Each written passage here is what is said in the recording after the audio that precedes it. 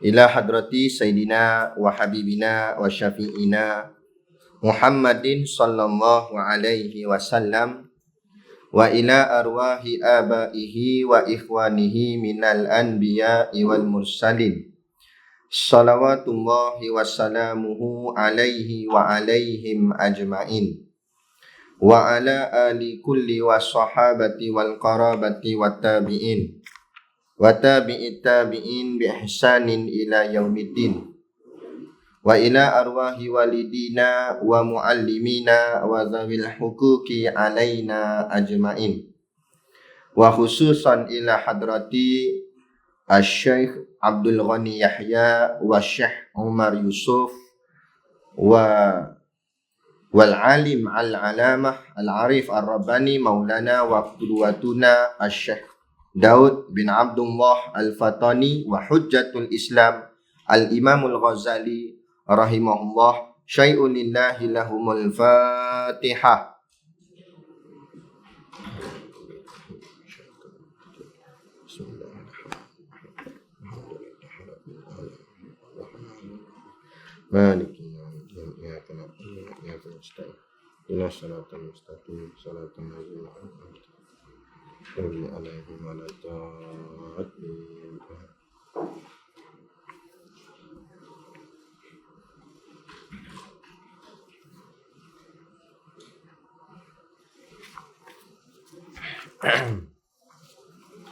Bismillahirrahmanirrahim. Alhamdulillahi rabbil alamin. Wassalatu wassalamu ala asyrafil anbiya'i wal mursalin Sayyidina Muhammad wa ala alihi wa sahbihi ajma'in. Subhanaka la ilma lana illa ma 'allamtana innaka antal alimul hakim. Rabbi shrah li sadri wa yassir li amri wahlul 'uqdatam min lisani yafqahu qawli. Wala haula wala quwwata illa billahil aliyil azim. Amma ba'd. Alhamdulillah, kita sama-sama panjatkan syukur kehadраtillah subhanahu wa ta'ala yang dengan limpah dan kurnianya diizin oleh Allah subhanahu wa ta'ala kepada kita pada malam ini untuk kita menyambung lagi kuliah pengajian kitab kita, iaitulah kitab Risalatul Tauhid dan juga kitab Minhajul Abidin, insya-Allah.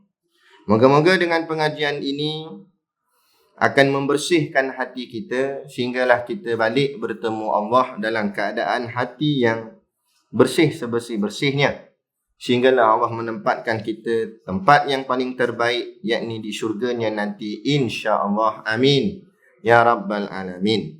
Yang saya hormati mudir juga pengasas kepada Kompleks Islam Darul Faizin kitab ini, iaitu Ustaz Jafri, dan seluruh saf kepimpinannya, ahli jawatan kuasanya yang terlibat, dan juga yang kita sanjungi para asatizah, para alim ulama, para tuan-tuan guru, ustaz-ustaz dan ustazah yang hadir pada malam ini. Mohonlah ditegur kepada hamba yang fakir dalam bidang ilmu ini, sekiranya apa yang disampaikan dan dikongsikan ada salah dan silapnya. Yang kita kasihi ayah-ayah, ibu-ibu, pemuda-pemudi muslimin dan muslimat yang dirahmati Allah sekalian. Kita sambung kitab Risalatul Tauhid, Jawi Lama, muka surat 18. Betul kan? Sesungguhnya ada perkataan di dalam Quran situ. Qala al-muallifu rahimahullahu ta'ala wa nafa'ana wa iyyakum bi ulumihi fid daraini amin ya rabbal alamin. Kata pengarang kitab, sesungguhnya ada perkataan di dalam Quran dan hadis yang menyebut muka dan tangan Allah.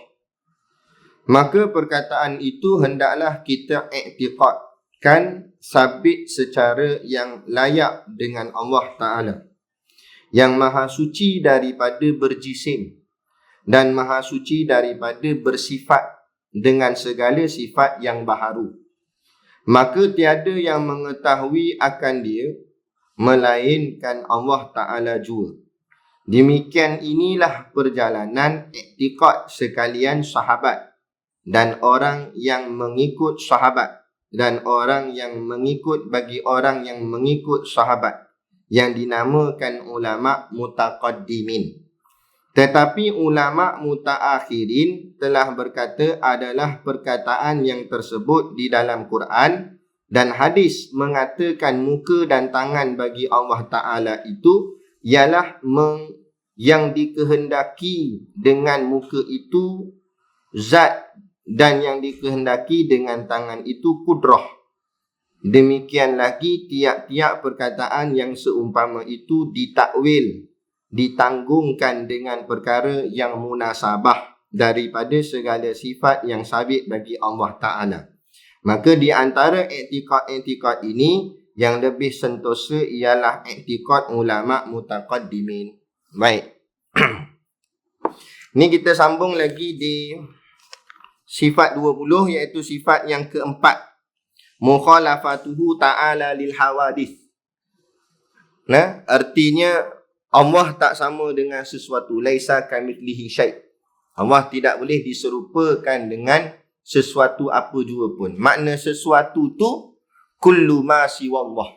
Setiap sesuatu yang lain daripada Allah. Sebab Allah, Tuhan satu sahaja, Allah. Lain daripada Allah, semuanya masuk dalam kategori makhlukun, yakni yang kena cipta. Jadi Allah khaliq itu pencipta dengan makhlukun yang kena cipta. Laisa kamislihi syai'. Tidak serupa akan Allah khaliq dengan makhlukun yang kena cipta.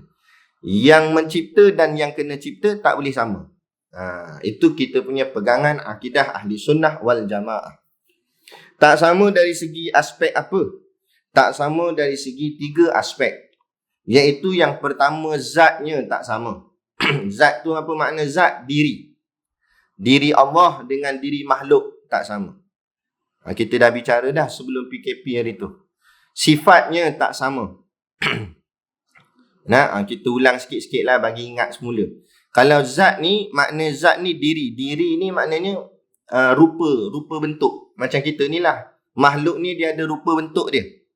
Ada contoh macam kita manusia ni ada muka, ada tangan, ada mata. Allah tak boleh kita sifatkan seperti itu.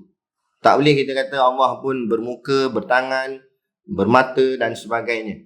Ataupun tak semestinya bermata. Ada juga makhluk yang tidak bermata. Makhluk apa tak bermata?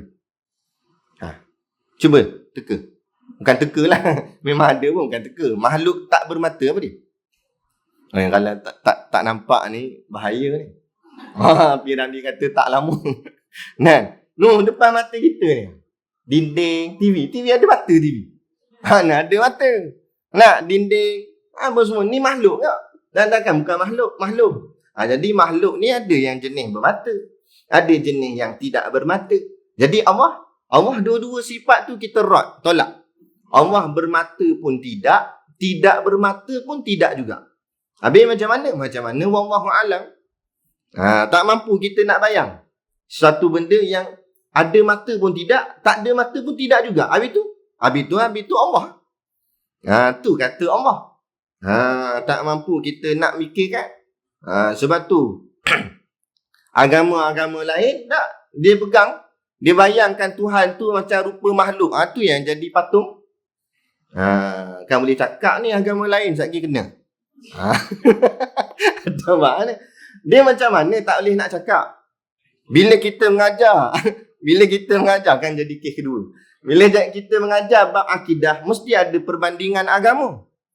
Sebab nak mengesahkan agama kita, mesti dibanding dengan agama lain. Contoh, saya bagi contoh. Nak kenal putih, mesti kenal hitam. Kita takkan kenal hitam kalau tak kenal putih. Begitu juga takkan kenal putih kalau tak kenal hitam. Tak kenal Islam kalau tak kenal kafir. Kena cerita. Cerita-cerita sangkut. Bila pula orang kafir dengar ceramah agama tu, saya cakap dengan polis. Dia kata, polis soal saya tanya. Saya kata, tuan cuba fikir. Bila orang bukan Islam ni, orang kafir ni dengar ceramah agama Islam. Tak kata orang kafir, orang Islam sendiri ramai tak dengar. Nampak? Jadi macam mana boleh sampai ke sana? Mesti ada sebab-sebab tertentu. Ada motif. Kan? Ada kan? Awal-awal masuk dah. Geram. Kan? Balik-balik ke kitab kita. Kan kona lagi.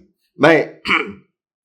Cerita dia begitu nak. Jadi makna kata itu dari segi zat kita rod lah. Tolak mana boleh sama dengan makhluk. Tak kira lah apa jua benda makhluk, sifat-sifat makhluk. Kita tengok semua makhluk. Jangan nampak manusia je. Semua ni pokok ke apa. Semua Tuhan bukan begitu. Bukan pokok, bukan dinding, bukan air, bukan angin. Semua bukan. Dari segi zatnya, rupanya, bentuknya. Kemudian yang kedua sifat. Sifat ni ulama untuk mudahkan kita faham, kita ambil sifat-sifat yang mudah-mudah lah. Macam sifat mendengar, melihat. Itu semua sifat nama dia.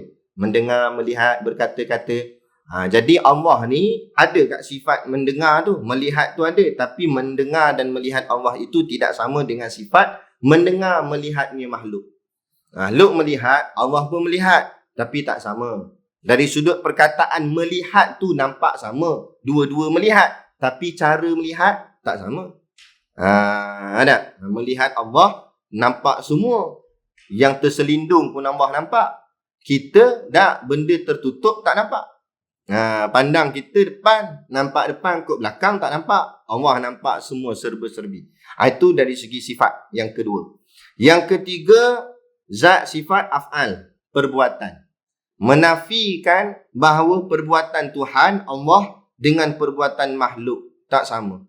Perbuatan ni apa-apa perbuatan lah. Contohnya mencipta. Apa yang Allah cipta semuanya berkekalan. Tahan. Mana ada orang pernah tukar tapak kaki? Ada orang tukar tapak kaki. Pergi kedai tayar.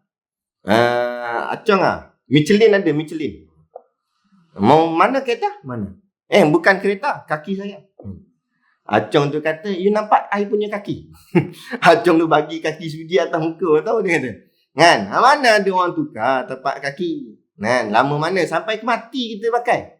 Daripada lahir itu, sampailah mati. Kaki tu kita pakai. Sebab apa? Allah cipta. Manusia cipta tak tahan. 5 tahun tukar lah. Tapi Allah cipta tahan. Tengok. Allah cipta Nabi Muhammad jadi pemimpin. Mana dia tukar? Sampailah habis wafatnya Nabi tetap pemimpin. Tapi kalau yang manusia pilih ni 5 tahun sekali tukar. Nak tukar pula. Sebab apa? Sebab bahagian manusia pilih. Serba tak kena. Ingatkan bagus dah. Pilih-pilih. Sama juga. Tukar lagi. Macam tu juga. Macam itulah. Tapi Allah pilih perfect terus. Tak ada yang cela pada sifatnya Rasulullah sebagai pemimpin. Sebab apa? Sebab yang pilihnya Allah. Tak ada bohongnya. Sebab yang pilihnya Allah. Kita pilih-pilih bohong. Sebab yang tukang pilih pun pembohong juga. Nampak? Tu. Nak cerita ni, nak bandingan perbuatan Tuhan dengan perbuatan makhluk. Selesai. Jadi itulah serba ringkas lah. Kita ulang sikit berkenaan dengan sifat yang keempat dalam sifat 20 ni, iaitu mukhalafatuhu ta'ala lil hawadis. Okey, baik. Tadi yang saya mukadimahkan tadi secara ringkas. Kemudian kita nak masuk apa yang kita nak sambung dalam kitab kita ni. Kata Syekh, sesungguhnya ada perkataan di dalam Quran dan hadis yang menyebut muka dan tangan Allah. Jadi Syekh kata, kita baca Quran atau baca hadis, kita akan jumpa ada ayat-ayat yang menyebut tentang muka Allah. Dalam ayat tu sebut Allah ada muka. Dan sebut juga tangan Allah. Yadullahi fawqa aydihim. Yadun tu makna tangan. Tangan Allah di atas tangan mereka. Jadi macam mana? Tadi saya sebut awal-awal tadi, maksud mukhalafatuhu lil hawadis, Allah tak sama dengan makhluk. Nak makhluk ada tangan. Kita boleh ke kata Allah ada tangan? Macam mana? Ni Syekh nak terang kat kita. Dia kata, maka perkataan itu hendaklah kita iktikadkan. Maksud iktikad pegang. Maka hendaklah kita pegangkan dari sudut akidah kita, sabit secara yang layak dengan Allah Ta'ala. Maksudnya kita terima perkataan yadullah tu kita terima. Yang terjemahnya tangan Allah. Tapi kita tak bicara dia. Ataupun maksudnya kita tak kupas. Kita tak hurai makna tangan tu apa dia. Kita terima bulat-bulat gitu je. Bila orang tanya, apa maksud tangan Allah situ? Wallahu a'lam bimuradihi. Hanya Allah sahaja yang tahu akan maknanya. Ni pandangan yang pertama. Dia ada dua pandangan. Kita ambil yang ni dulu. Pandangan yang pertama kata, kita tak hurai. Kita tak bicara. Kita terus letak kepada Allah. Macam mana? Itu selayak bagi Allah. Selayak bagi Allah, maksudnya ikut Allah macam mana? Kita tak tahu. Tangan tu macam mana? Sebab kita manusia lemah. Al-insanu mahalul khata' wan nisyan. Manusia ni tempat lupa, tempat lalai, tempat silap, tempat bodoh. Kita lah. Jangan ingat kita ni pandai semua benda. Tak payah kata tentang Allah, tentang diri kita pun banyak kita tak tahu. Betul tak? Kita tahu berapa helai rambut atas kepala kita. Kalau botak tak aci lah. Dia kata saya tahu Ustaz. Dia kata tak ada satu pun. Memang botak. Nah, yang ada rambut tak tahu kita berapa helai. Gigi, batang gigi berapa tak tahu dalam mulut. Kan? Jadi kita sendiri kita tak tahu. Padahal kita hidup dengan rambut kita tu dari kecil sampai ke tua. Nah, kita pun tak tahu. Dah nak cerita bab Tuhan lebih-lebih lagi lah lemahnya kita. Gitu. Nah, jadi ini pandangan pertama, kata tak membicarakannya, sabit secara yang layak dengan Allah Ta'ala. Tetapkan itu hanya Allah sahaja yang tahu. Maksudnya macam tu. Yang maha suci. Tetapi maksudnya kita kata tangan Yadullah tu makna tangan Allah yang layak bagi Allah tu dalam erti kata lain iaitu suci daripada berjisim. Bukan kita membayangkan tangan tu maksudnya tangan yang berjisim. Makna jisim apa dia? Makna jisim ialah mengambil lapang, mengambil ruang. Mengambil ruang, faham? Mengambil ruang. Meja ni ada ruang dia. Meja ni ada ruang dia. Saya letak kitab kat sini, sebahagian ruang sudah diambil oleh kitab ni. Ustaz Jeffrey letak kitab sini dah ambil ruang sikit. Ni letak sini, last kali semua kita letak sejadah lah, letak apa. Last kali nak letak barang, tak ada tempat nak letak. Sebab apa? Sebab dah diambil ruang. Itu panggil jisim. Jadi ni jisim. Semua ni jisim. Kita ni jisim. Sebab bila kita pergi satu tempat, kita dah ambil ruang tempat tu. Tu panggil jisim. Jadi jangan kita faham tangan Allah tu tangan yang berjisim. Maknanya tangan Allah tu mengambil ruang atau mengambil lapang. Tidak. Faham tak? Itu maksudnya jisim. Dia kata. Jadi maha suci Allah daripada berjisim. Dan maha suci daripada bersifat dengan segala sifat yang baharu. Dan jangan bayang tangan Allah tu tangan macam tangannya makhluk. Tangan gini ada tangan, ada jari apa semua. Jangan duk bayang gitu. Bayang gitu jadi kafir sesat. Terkeluar akidahnya daripada akidah ahli sunnah wal jamaah. Cuma kita ambil kalimah sahaja. Kalimah tangan. Yadun tu. Lepas tu setengah-setengah kitab dia tak tulis tangan. Dia ambil bahasa Arab tu sendiri juga. Yadun. Dia tak terjemah pun. Dia ambil yadun juga. Sebab tak berani nak terjemahkan kepada tangan. Takut jadi salah faham. Jadi waham kepada orang yang membacanya. Jadi macam mana wallahu alam. Memang pun kadang-kadang dalam bahasa kita sendiri pun macam tu tak? Bahasa Melayu. Bahasa Melayu tak semestinya satu perkataan tu satu maksud. Kadang-kadang pelbagai maksud. Sebagai contoh. Ada kawan orang bagi tahu, cepat siap-siap ni. Dengan kata petang ni, kaki tangan KKM nak datang Kedah. Dia nak cek. Dia datang kaki dengan tangan je, badan tak datang. Bodoh tu. Nampak? Betul tak? Perkataan tu sebut kaki tangan. Adakah dengan maksud kaki tangan? Badan tak ada, kepala tak ada. Kan? Kaki tangan tu makna lain. Makna apa? Staff. Makna pegawai dia. Gitu. Walaupun perkataan tu sama. Sama juga. Dengan perkataan tangan, boleh dengan makna lain. Bukan mesti dengan makna tangan ni.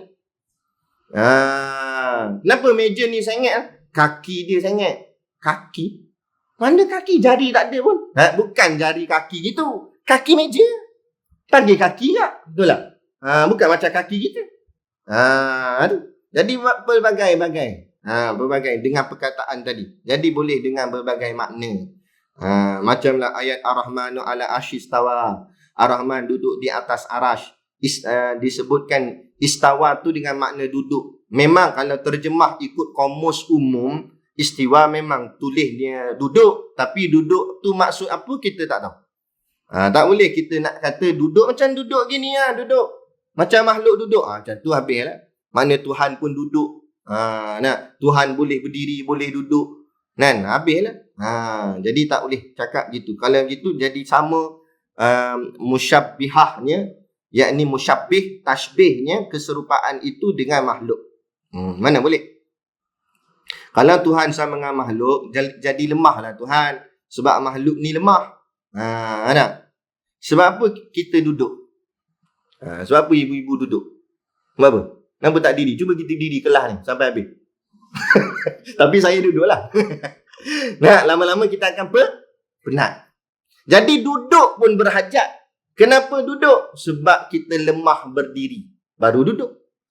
Boleh tak duduk je tak bangun? Tak boleh juga. Bangun juga lah. Kenapa bangun? Lemahnya duduk. Itu menunjukkan manusia, makhluk lemah. Jadi kalau kata Tuhan duduk, maknanya Tuhan penat diri kot. Habis. Jadi Tuhan ada sifat lemah? Mana ada? Subhanallah, Maha Suci Allah. Maksud Maha Suci Allah, tak terkena pada Allah ni segala sifat kekurangan. Tak boleh. Tu maksud Subhanallah tu. Okey, jelas. Maka dia kata, dan Maha Suci daripada bersifat dengan segala sifat yang baharu. Apa maksud sifat yang baharu? Okey, baharu ni apa dia? Baharu ni maknanya berubah-ubah. Itu maksud sifat baharu. Artinya berubah-ubah. Dari A jadi B. Tak kira lah. Tapi berubah-ubah yang makna yang lebih dikehendaki di sini, iaitu makna berubah daripada ada kepada tiada atau daripada tiada kepada ada. Jadi Allah Ta'ala itu sifat yang kalau disebut dalam Quran, dalam hadis sebut tangan Allah, muka Allah, bukan bermaksud tangan yang macam kita faham, yang mula-mula tak ada kepada ada kepada tak ada. Macam kita ni. Asal tangan kita tak ada, sekarang ni ada. Allah cipta. Hari ni ada, esok lusa tak ada pula. Bila? Mati lagi. Mati masuk dalam kubur, ulat makan. Habis lah, tinggal tulang aja. Tak ada dah tangan ke apa ke. Jadi jangan dibayangkan disifatkan Allah Ta'ala seperti itu. Yakni bersifat baharu ataupun berubah-ubah. Tuhan tidak berubah-ubah. Tangan kita berubah-ubah. Dulu pendek, sekarang dah panjang. Betul tak? Ke siapa dah sejak lahir tangan memang panjang macam ni lah. Cocok perut mak dia. Mana ada tangan lu cik halus. Saya tengok tangan anak saya. Cik lah. Dia tak besar ibu jari kita. Lah ciknya. Lama-lama jadi besar. Macam mana dia jadi itu? Kalau bukan Allah yang buat. Jadi itu dia. Jadi bersalahan Tuhan dengan sifat yang baharu dan juga berjisim. Selesai. Maka dia kata, tiada yang mengetahui akan dia melainkan Allah Ta'ala jua. Okey, bahasa lama, kitab-kitab lama, kalau kita baca, jumpa perkataan jua. Jua tu maksud dia sahaja. Sahaja tu maksudnya hanya dia. Gitu. Jadi, kalau kita tafsirkan atau terjemahkan kepada kefahaman moden kita hari ini, maka tiada yang mengetahui akan dia melainkan Allah Ta'ala sahaja. Macam tu. Maknanya maksud yadullah, tangan Allah atau wajah Allah tadi ni, hanya Allah je yang tahu makna dia. Tangan tu apa maksud, wajah tu apa maksud. Maksud dia begitu.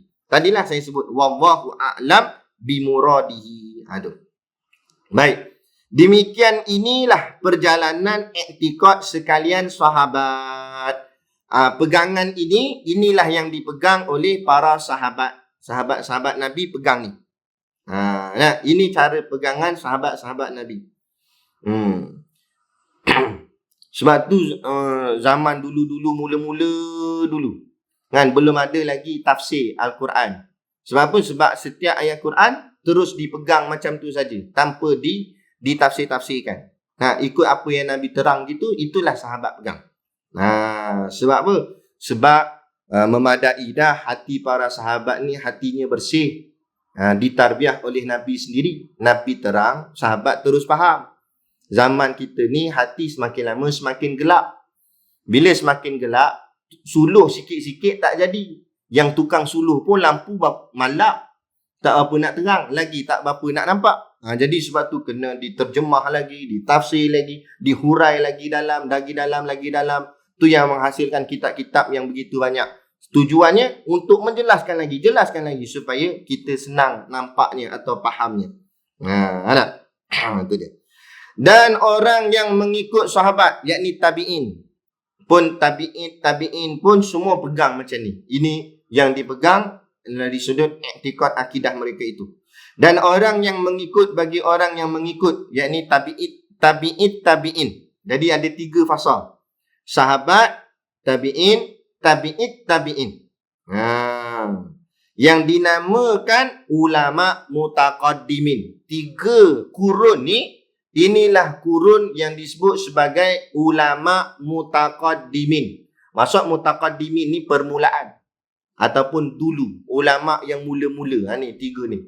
Juga dipanggil 3 kurun ni, dipanggil kurun salafus soleh.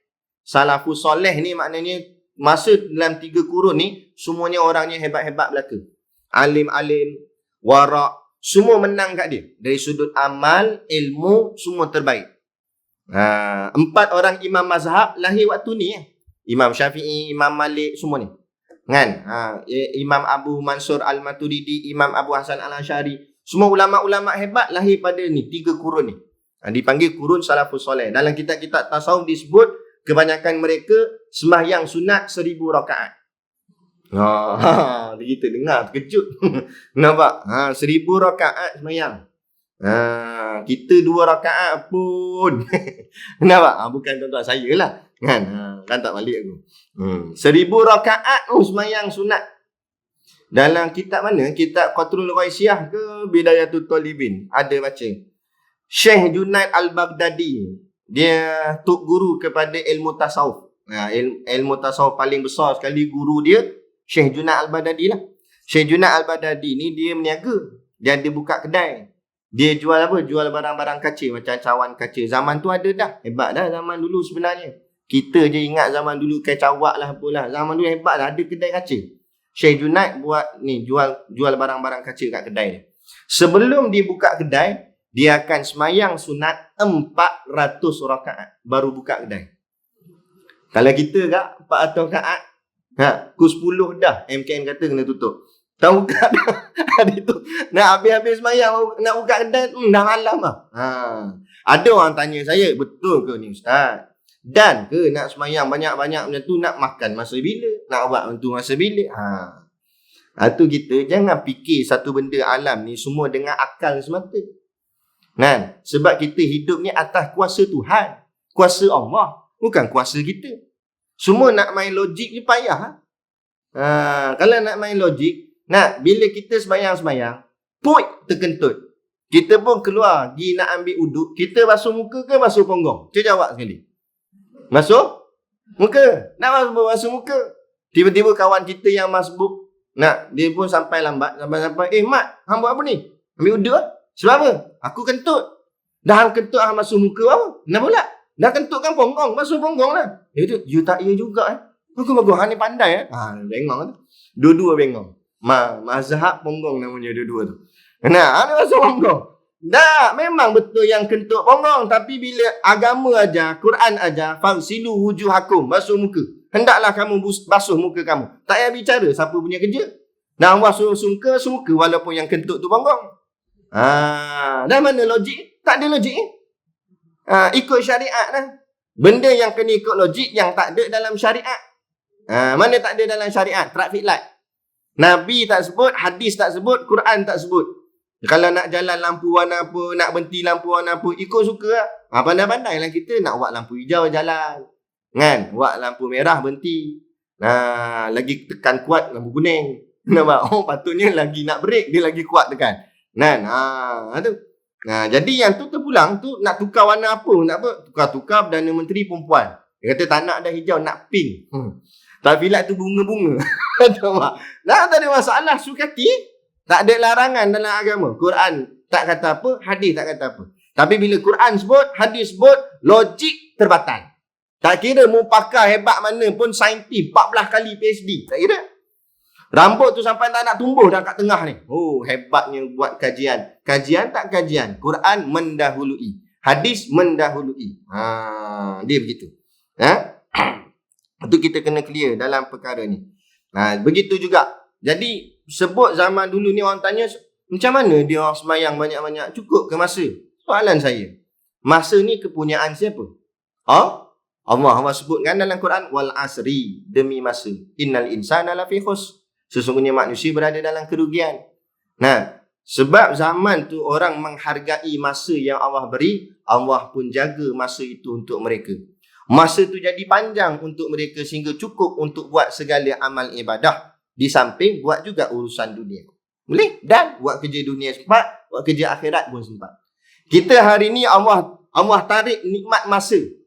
Masa tu jadi singkat. Padahal sama je 24 jam. Kak, daripada dulu tak pernah ubah 24 jam tu. Tapi masa jadi kita tak terasa, tahu-tahu dah habis. Pagi malam. Sekejap je. Cucak ni. Nak habis dah ni 2021. Nak masuk dah. Nanti sekejap ni bulan 10, 11, 12, 2022. Sedar tak sedar, jam celik, kita dah dekat 2 tahun lebih dalam COVID. Sekejap je masa ni. Pejam celik. Tak celik-celik dah. Jangan pejam lama-lama, takut tak celik. Sekejap je. Sedar tak sedar, kita duduk bilik-bilik cermin.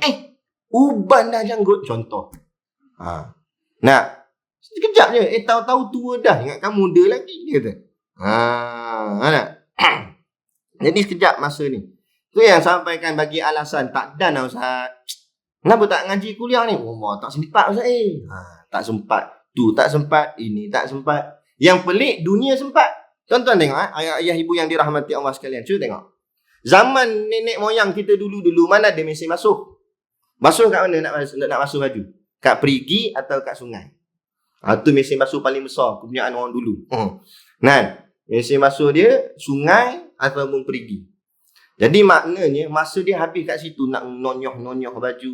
Tapi sempat dia semayang, sempat ngaji Quran pun sempat. Dulu rata-rata semua boleh baca Quran. Kenapa zaman lah orang tak reti baca Quran? Sedangkan mana ada pakai sungai dah masuk. Dalam mesin ni tampak tekan tik-tik jalan sendiri. Nampak? Tenang. Mudah. Kalau dia pun malas nak basuh badan dia, masuk dalam tu sekali. Kan? Zaman mudah dah. Patutnya bila zaman ni dah canggih, ada alat semua untuk buat kerja kita, banyaklah masa kita. Bila banyak masa, danlah kita nak baca Quran. Bukan sahaja baca Quran, hafal Quran pun dan. Hafal hadis pun dan. Sebab apa? Sebab masa tu banyak. Tiba-tiba tak sempat juga. Sebab apa? Inilah yang dikatakan ditarik nikmat masa. Semua tak dan, semua tak sempat. Tu. Jadi kita hargai masa ni betul-betul. Jaga masa ni. Janganlah kita buangkan dia. Jadi ini yang disebut oleh ulama' mutaqaddimin, iaitu ulama' salafus soleh. Jadi puak-puak Wahabi yang mengaku-ngaku mereka ni salafi, tak betul. Sebab salafi tak ada dah zaman lah.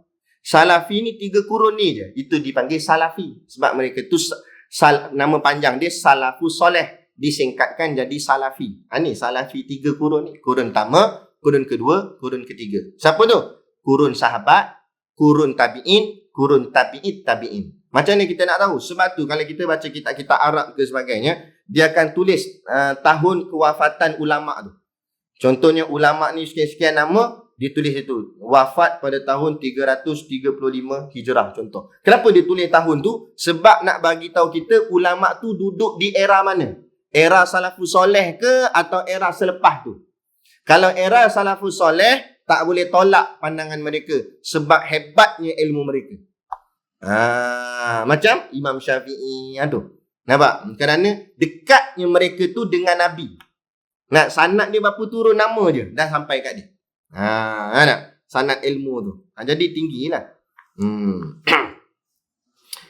Ilmu dunia lagi akhir zaman, lagi canggih, lagi hebat. Zaman mula-mula dulu zaman zaman batu lah, apa orang cerita lah. Kemudian lama-lama teknologi tu semakin kecil. Zaman sekarang ni orang sebut nanoteknologi. Teknologi dia halus kecil je. Zaman saya kolej dulu pun dah sebut dah benda ni. Nanoteknologi. Sebab tu handset kita daripada besar macam botol air, jadi kecil halus, jadi tapak tangan.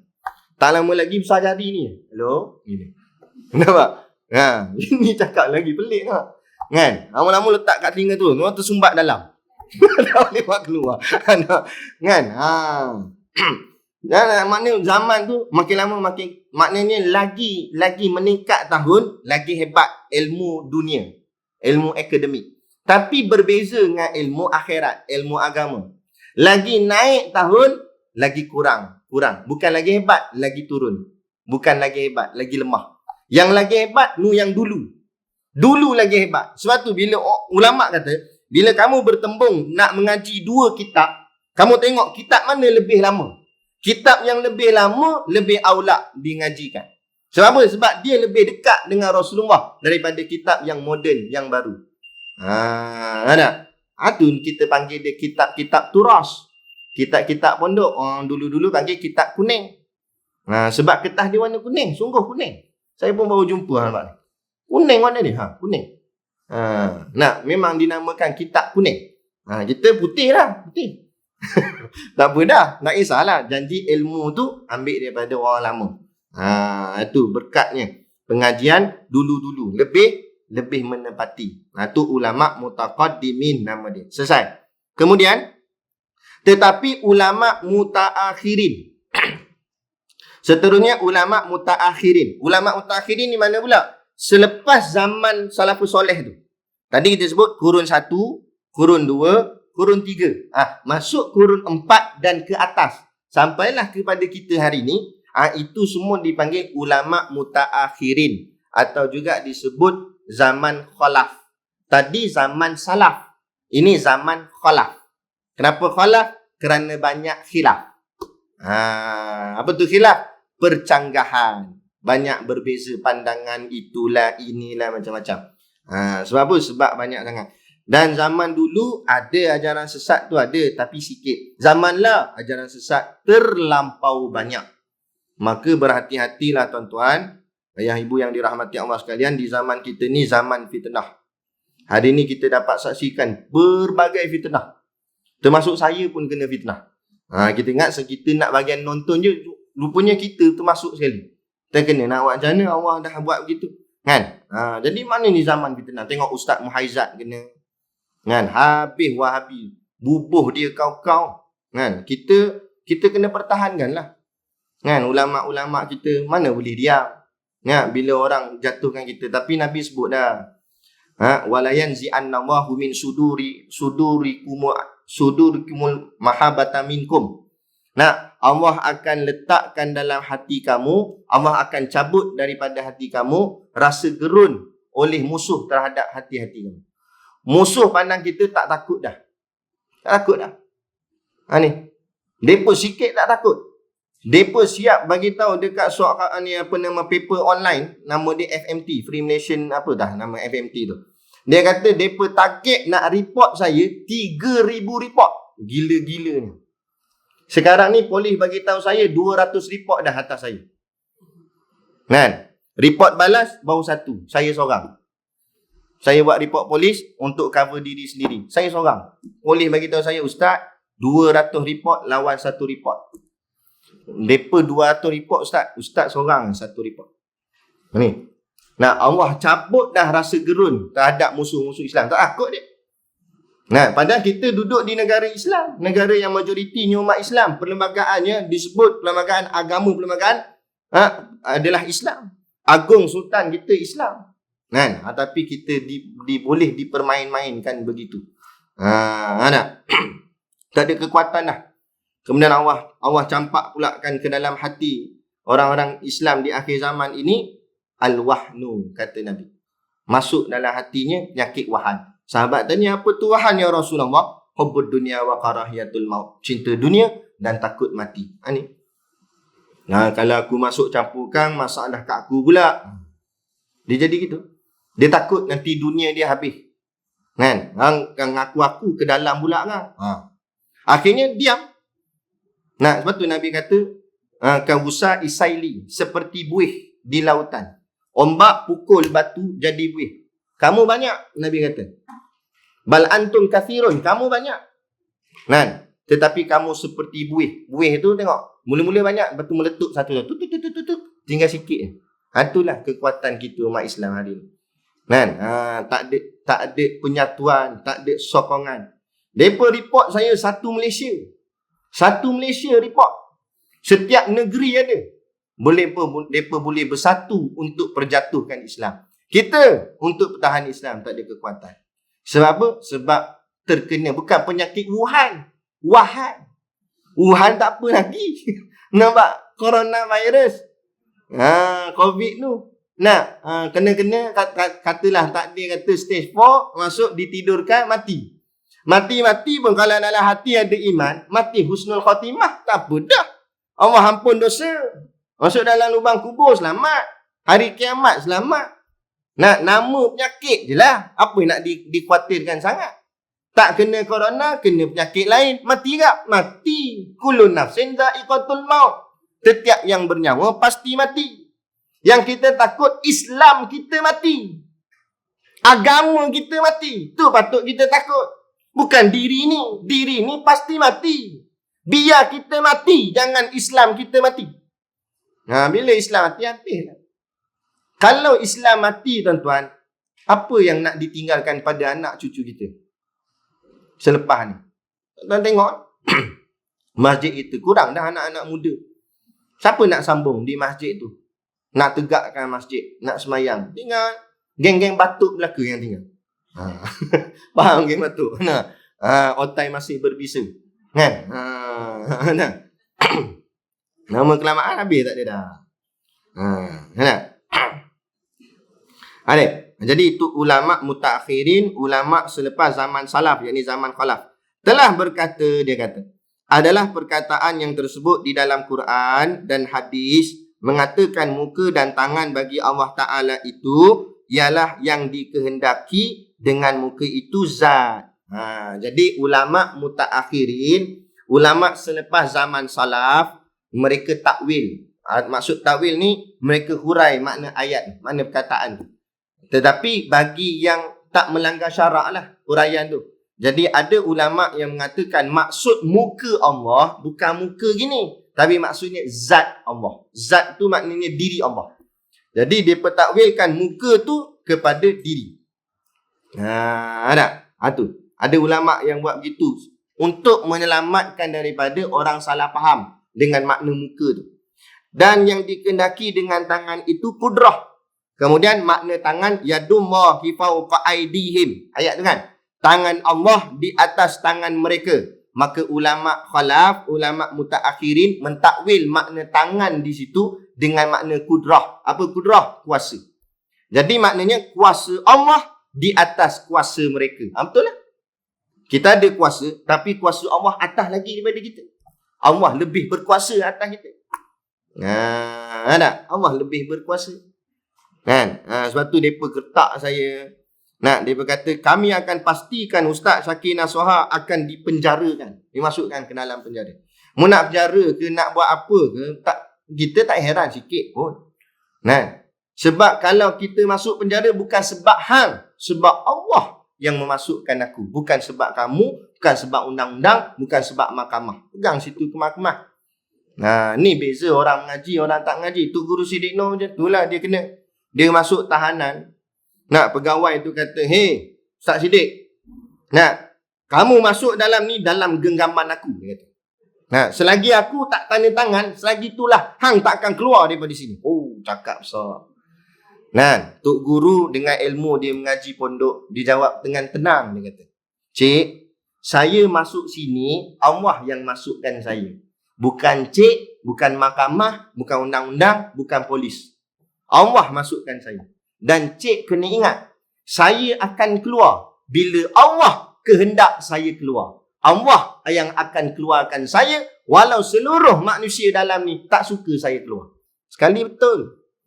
Dia duduk dalam tu, kawan kaki ceramah. Bila tak boleh ceramah juga dalam tu pun.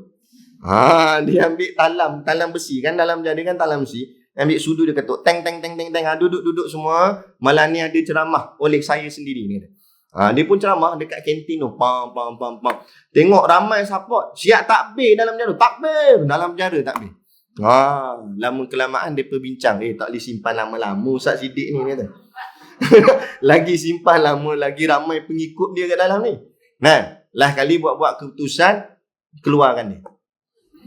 Masa langkah kaki keluar tu, dijumpa balik gawai tu. Cik, walaupun dalam hati cik membara, tak suka, benci bila saya keluar ni. Tapi bila Allah nak saya melangkah kaki, tak ada seorang boleh halang. Tu. Ini akidah. Inilah keyakinan kepada Allah. Bila kita yakin gini, kita takut ke dengan makhluk? Kita takut ke dengan manusia? Sikit kita tidak takut. Sebab tu orang berjuang, walaupun belum menang, dia sudah menang. Sebab apa? Orang bunuh dia mati syahid. Orang campak dia ke negeri lain, dia dakwah kat negeri tu pula. Tak ada masalah dia. Duduk dalam penjara, uzlah. Kan? Ni cakap bagi sedapkan hati je. Takut juga sikit-sikit. Nampak? Sebab dia Tok Guru, kita Tok Garu. Nampak? Tapi insyaAllah lah. InsyaAllah kita bersedia menghadapi apa juga keadaan. InsyaAllah. Baik. Tu cerita dia. Jadi ialah yang dikehendaki dengan muka itu zat, dan yang dikehendaki dengan tangan itu kudrat. Demikian lagi tiap-tiap perkataan yang seumpama itu, dan apa-apa juga yang macam tu juga, yang nampak macam sebut macam anggota makhluk, tetapi hakikatnya itu ditakwilkan makna dia. Ditakwil, maksud ditakwil ditanggungkan. Makna ditanggungkan maknanya itu dengan perkara yang munasabah. Maknanya yang berkait lah, janganlah tanggungnya tu pelik terus. Maknanya yang ada kaitan daripada segala sifat yang sabit bagi Allah Ta'ala. Tapi yang nak takwil ni bukan orang awam. Kita tak boleh takwil. Jangan mandai-mandai. Lepas tu kita baca satu ayat Quran. Lepas tu kita buat huraian sendiri. Hukumnya haram. Orang tanya ayat ni apa makna? Kalau tak silap saya, dia pun huraian. Bukan kalau tak silap, memang silap dah. Tak boleh, hukumnya haram. Kalau kita nak tafsir ayat Quran, kita kena rujuk tafsir yang muktabar. Makna ayat ni gini kita sebut. Mana ambil? Daripada kitab tafsir Ibnu Katsir sebagai contoh. Ataupun tafsir jalan lain. Ada banyak-banyak lah lagi kitab tafsir. Tafsir pimpinan Ar-Rahman. Ada apa dah? Sebab itu ulama-ulama yang layak menafsir Quran kerana ilmunya yang tinggi. Adapun kita tak tinggi, tak boleh. Sekalipun kata ulama, kita tafsir sendiri, walaupun tafsir tu tak lari, sama dengan tafsir yang muktabar, tetap hukumnya berdosa kerana dia pandai-pandai tafsir. Tetap tak boleh. Jadi nak tafsir, bukan kita tafsir, kita kena nakal daripada tafsir, kitab tafsir yang muktabar. Maksud muktabar yang diakui oleh kebanyakan ulama. Jangan tafsir yang ulama rad atau ulama tolak. Tafsir Syiah ke apa, tak boleh lah. Baik. Jadi itu dia pandangan ulama mutaakhirin. Jadi nampak beza. Ulama mutaqaddimin, dia pegang makna tu terus kepada Allah. Kami tak tahu. Ikut Allah makna dia. Ulama mutaakhirin, dia takwil, dia hurai. Tapi huraian dia tak lari daripada hukum syarak. Benda yang berkait dengan perkataan tersebut. Jadi ini beza antara ulama salaf dengan ulama khalaf. Kedua-duanya akidah ahli sunnah wal jamaah. Yang tak boleh, tak pandai-pandai tafsir ataupun takwil, kemudian takwil tu bercanggah dengan syarak. Contoh, geng Wahabi. Mereka mentakwilkan Ar-Rahmanu ala asyistawa, artinya Allah duduk di atas arash. Arash tu di atas, dekat langit. Jadi dia kata Allah duduk situ. Duduk situ hukumnya haram. Kerana itu sudah menjisimkan Allah, menempatkan Allah. Itu yang jadi mujassimah lah sebagainya. Ni hukumnya haram cakap gitu. Walaupun begitu, kebanyakan ulama tidak mengkafirkan Wahabi. Ulama tak berani sebab nak menghukumkan seseorang tu kafir berat. Bila orang tu dah mengucap 2 kalimah syahadah, berat kita nak jatuhkan dia kafir. Jadi kebanyakan ulama tidak mengkafirkan Wahabi, cuma mengatakan mereka tersalah arah. Maknanya ilmu mereka tu masalah. Yang kita hukumkan begitu sudah. Jadi kita yang dah tahu jangan ikut. Jangan ikut geng Wahabi ni. Sebab kita ikut ni akidah ahli sunnah wal jamaah. Jangan takwil ikut suka sehingga bercanggah dengan syarak. Bercanggahlah dengan syarak. Bila sebut Allah duduk di langit, maknanya Allah bertempat. Bertempat ni makhluk. Atau ada seorang kawan saya, dia mengaji Madinah. Siapa nak mengaji kat luar negara, hati-hati kalau mengaji di Madinah. Madinah ni bukanlah kata semua, tapi kebanyakannya universiti ni tu fahaman Wahabi. Jadi jaga-jaga. Seorang kawan saya tu ngaji Madinah. Memang dia asal-asal jadi Wahabi. Lepas tu dia dapat dibetulkan balik oleh Tok Guru Pondok. Alhamdulillah. Dia jadi ikut baliklah Ahli Sunnah wal Jamaah. Jadi dia cerita pengalaman dia masa mengaji di Madinah tu. Jadi adalah pelajar-pelajar yang masa di Malaysia dia mengaji pondok. Bila pergi sana, masuk Madinah tu, Syekh Madinah tu ngajar, Tuhan ni di langit. Jadi budak-budak ni dia macam tak puas hati. Dia cuba rot guru dia. Dia kata, ya Syekh, langit siapa bagi jadi? Dia tanya Syekh. Syekh kata, Allah lah bagi jadi. Kalau Allah bagi jadi, maknanya mula-mula langit tak ada. Allah cipta baru langit ada. Jadi masa langit tak ada, Allah duduk tang mana? Dia tanya Syekh dia. Syekh dia pun bela-bela, Syekh dia kata, dekat udara. Dia kata Allah duduk di udara pula dah. Okey, tak apalah. Dia tanya balik Syekh dia. Udara siapa bagi jadi? Allah, dia kata. Allah yang bagi jadi udara. Dan sebelum ada udara, Allah duduk tang mana? Lah kali Syekh dia kata, jangan banyak tanya, haram. Dia kata. Sebab tu kita kata, orang Wahabi, dia tak ada hujah yang kukuh. Tak ada hujah yang kukuh. Kalau kita soal. Lepas tu bila kita ajak berdebat ke apa, dia tak berani dengan hujah. Kan? Jangan ikut semata-mata kitab. Tujuan ada kitab untuk kita faham. Bila kita faham, kita pegang kepahaman. Ini dia kata, ni kitab tu tengok siapa yang kata. Kalau orangnya betul lah, orang tak betul. Sebab tu hati-hati. Macam saya, jangan membabi buta, membuta tuli, ikut apa saya kata. Tapi apa yang saya kata, fahamkan. Fikir, betul tak ustaz ni cakap? Kalau tak betul, boleh tanya.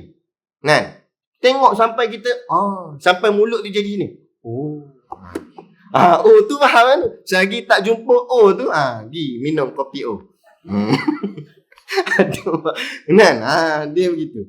Kemudian persoalan orang tanya, maka di antara i'tiqad ini yang lebih sentosa ialah i'tiqad ulama mutaqaddimin. Orang tanya pula, antara dua salaf dengan khalaf, mana lebih aula untuk kita pegang? Maka ulama jawab, ulama mutaqaddimin, yakni golongan salaf. Yang paling terbaik akidahnya, bila jumpa ayat-ayat mutasyabihat, kita terus letakkan Allah yang lebih tahu. Jumpa ayat muka, ayat tangan, terus Allah yang lebih tahu. Itu lebih selamat dan lebih baik. Tapi kalau nak takwil, boleh takwil. Tapi jangan takwil sendiri. Rujuk takwilan ulama yang muktabar. Itu cerita tentang akidah bagi sifat yang keempat, mukhalafatuhu ta'ala lil hawadith. Boleh? Ada soalan? Tak ada? Tak ada, kita masuk sekejap je, sikit lagi boleh? Dah lama dah tak jumpa, tak boleh. Sikit lagi Minhajul Abidin. Minhajul Abidin yang Rumi, yang dia bawa kitab lah, muka surat 7. Yang Rumi, macam saya. Qala al-muallifu rahimahullahu ta'ala wa nafa'ana wa iyyakum bi ulumihi fid daraini amin ya rabbal alamin. Kata pengarang kitab, saya bacakan atas dia sikit. Wa asyara ilaihi, saya baca Arab dia dulu. Wa asyara ilaihi sahibu syar'i salawatullah wa salamuhu alaihi faqala. Dan diisyaratkan hal itu oleh pemegang tampuk syariat, iaitu Nabi kita Nabi Muhammad SAW. Maka beliau bersabda, maknanya dalam satu hadis Nabi bersabda begini, innan nura idza dakhalal qalba infasaha wansyaraha. Sesungguhnya nur, apabila telah masuk ke dalam hati manusia, nescaya hati menjadi lapang dan tercerah. Lapang dan cerah, hatinya cerah. Bila masuk nur. Nur ni apa dia? Kalau kita terjemah bahasa, nur tu makna cahaya lah. Tapi jangan kita faham cahaya macam cahaya lampu ni. Cahaya yang tak dapat nak digambarkan macam mana. Sama macam akal. Kita sebut, ni tak ada akal kan? Kita kata ada. Ada mana tunjuk? Mana boleh nak tunjuk? Kalau kita buka kepala tu kakak. Itu otak. Jadi akal tu macam mana? Roh kita tak dapat nak gambarkan macam mana. Samalah macam nur ni. Dia ada tapi kita tak dapat nak gambarkan. Nak rod tak boleh. Macam roh, kita tak nampak roh, lepas tu kita kata roh ni tak wujud. Mana boleh kata tak wujud? Ni macam mana hang boleh bergerak? Kalau bergerak ni kerana jasad, yang mati pun jasadnya ada lagi. Yang mati tu jasad ada, roh tak ada. Sebab tu tak gerak. Jasad ni boleh bergerak kerana ada roh, tapi cari roh tak jumpa. Doktor pakar bedah 14 kali buka ni. Buka ni tak jumpa. Mana roh? Tak ada. Bukan tak ada, tak nampak roh tu, tapi dia ada. Sama juga. Dia benda ni tak nampak tapi boleh dirasai. Ibarat contoh macam udara. Kipas ni berpusing, kita rasa sejuk. Kan? Daripada angin yang berpusing. Mana angin tu? Tak nampak. Pegang pun tak boleh. Macam tu juga cahaya yang dimaksudkan di sini, cahaya yang macam mana? Wallahu a'lam. Tapi cahaya tu datang daripada Allah. Datang daripada Allah. Allah masukkan cahaya tu. Setengah ulama dia mentakwilkan makna nur di sini dengan petunjuk hidayah. Jadi Allah masukkan hidayah. Dengan setengah lagi pandangan kata makna nur di situ yakni Islam. Kerana Islam itulah hidayah. Petunjuk tu ialah Islam. Jadi bila Allah masukkan cahaya Islam ke dalam hati seseorang, maka orang tu hati dia akan jadi lapang dan cerah. Apa maksud infasaha wan syaraha? Lapang dan cerah. Maksud lapang, hatinya tak sempit. Benda ni kita cakap benda yang kita tasawuf ni benda perasaan. Nak tunjuk tak boleh. Benda rasa. Ada tak kadang-kadang hati kita rasa sempit, kadang-kadang kita rasa lapang. Saya mula-mula kena tu sempit sungguh. Kan? Tak pasal-pasal, muka aku dalam surat khabar. Muka aku keluar kat Google. Hai. Orang duk bantai ada, mesej, ugutan ada, cakap macam-macam. Kan? Kita pun dah monyok je muka. Nak telaah kitab pun tak ada mood tu. Buka kitab tengok kita tengok dia. Itu. Tak boleh. Sebab apa? Hati terasa sempit aja. Tapi bila kita baca ayat Quran, kadang-kadang kawan-kawan support, kata sabarlah ustaz, dia bagi ayat-ayat semangat. Dia bagi ayat-ayat Quran yang Allah ceritakan tentang perjuangan jihad dan sebagainya. Bila jadi gitu, tiba hati ni rasa lapang. Tu nak cakap susah, tapi kita boleh rasa benda tu. Bila hati tu lapang, dia jadi macam mana? Kita rasa tenang aja. Begitu juga keadaan. Ada orang tu dia jadi sempit, duduk kat tempat yang luas tapi terasa sempit. Kadang-kadang ada orang duduk tempat sempit tapi rasa lapang. Tu sebab apa? Hati. Bila masuk cahaya Islam ni, maka akan terbuka hatinya, terasa lapang. Lapang tu maknanya terasa tenang dalam hati dia. Kemudian wan syaraha, hatinya terasa cerah. Cerah tu maksudnya dia nampak hala tuju dia. Kata tok guru kami, ibarat kereta yang lampunya, suluhan lampu tu. Kalau lampu dia terang, dia boleh suluh 1 kilo, 2 kilo depan jalan. Nampak habis, kebau melintah ke apa dia nampak. Jadi boleh tak bawa laju? Boleh. Melaju. Sebab apa? Sebab cahaya macam spotlight stadium tu punya lampu. Terang nyala kat depan.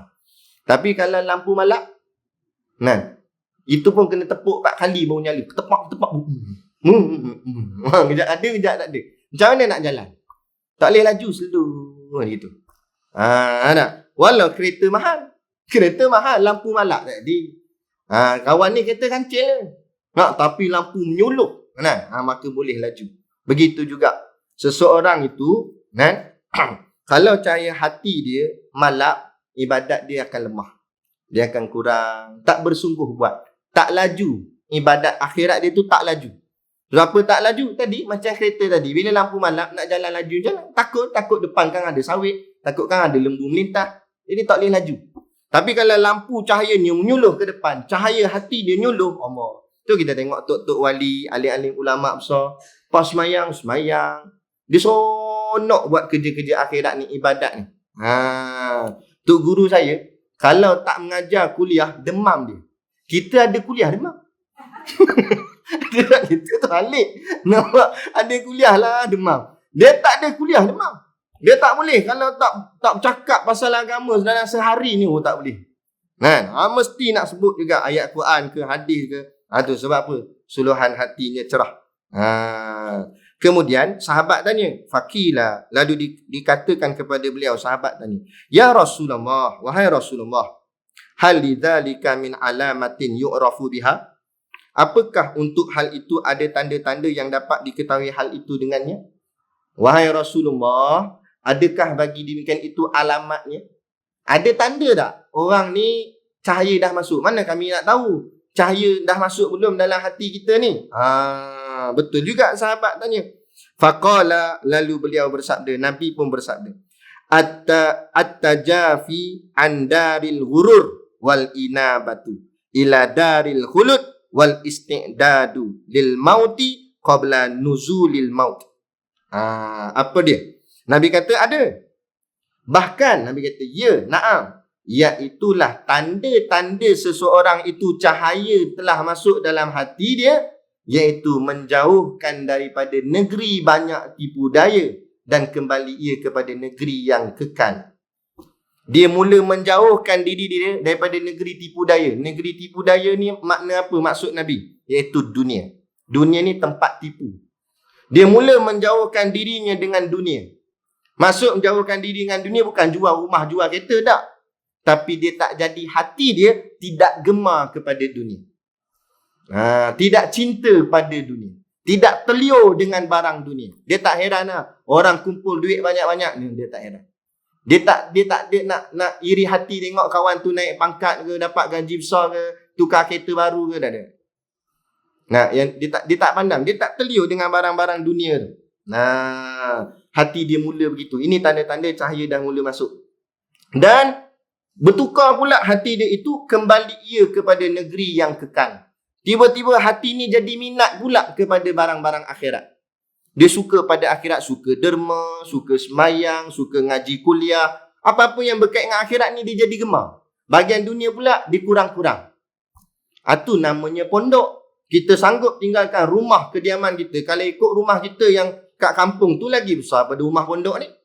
Tapi kita boleh tinggal rumah kita, harta kita, barang-barang dunia kita, kita duduk sini sebab nak cari akhirat. Kita nak cari ilmu agama. Kita nak buat ibadat banyak-banyak. Ni. Jadi itu tanda tu, cahaya dah mula masuk. Tapi jangan rasa hebat lah pula. Kau keluar ni tengok, dah ada cahaya dah. Takut malak balik lagi. Maknanya Allah pilih kita. Syukur Alhamdulillah. Itu tanda dia. Dah masuk cahaya.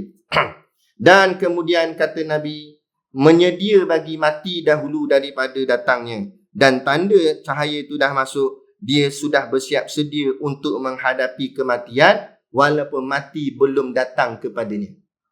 Dia dah siap sedia dah. Tak dia kata, dia boleh kata, kalau mati datang malam ni, aku okey dah. Banyak cakapnya tu. Bukan malam ni lah, malam lain lah. Malam nantilah. Malam ni belum lagi. Tapi makna orang kalau cahaya dah masuk, dia bercakap itu. Sungguh ada. Tok guru saya salah seorang ni. Dia kata dia dah sedia dah bila-bila nak mati, Allah nak ambil bila-bila pun. Lepas dia balik haji tu, dia azam pada diri dia. Dia nak kekal pakai putih dalam apa jua sekalipun. Kemana dia pergi, dia nak pakai putih. Sebab tu kalau perasan, tengok Tok Guru Siddiq Noh, dia tak pakai warna lain. Pakai jubah putih, serban putih semua. Itulah tiap-tiap hari, kuliah ke apa ke tu dia pakai. Kerana dia kata tak dia kalau dia mati, dia nak mati dalam berpakaian putih. Putih tu sebagai simbolik dia dah bersedia untuk dikapankan dengan kain putih. Tu maksud dia. Maknanya dia nak didik hati dia supaya bersedia.